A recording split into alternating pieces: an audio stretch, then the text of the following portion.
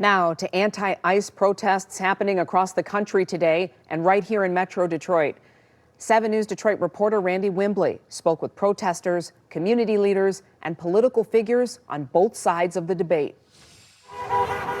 About 200 people gathered to condemn and protest the actions of ICE in Customs and Border Protection at 7 Mile and Telegraph on Detroit's west side, a neighborhood many African immigrants call home. It is very rare that communities center black migrants. So for us to be here in Black Detroit, centering the other black folks living here that have an accent, so we feel seen.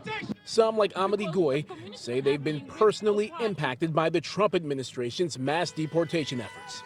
They took one of my nephew yesterday, and they took my brother the day before yesterday. We are here to stand with Minnesota. This gathering was one of several across the country following unrest in Minnesota and the killings of Alex Preddy and Renee Good by federal agents. We will not continue on with business as usual. We will not look away while you terrorize our communities. A 5-year-old is left crying while his parents are being arrested. Children being ripped out of their parents' thing while they're having seizures. Earlier Friday, leaders from civic, faith, and labor communities, along with NAACP Detroit Branch President Reverend Dr. Wendell Anthony, called for accountability, no new funding for ICE, body cameras for agents, and an end to federal immunity. The current ICE policies exercised in America remind us of 1939 Germany, today's Russia, China, North Korea, and the old Southern America, as they attacked, lynched, and kidnapped African Americans simply trying to register people to vote.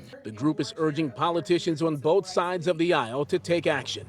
Several of the Democrats have stood up and said things about it, but it's Republicans that we've not heard from. Someone is going against the law, even if they're officers.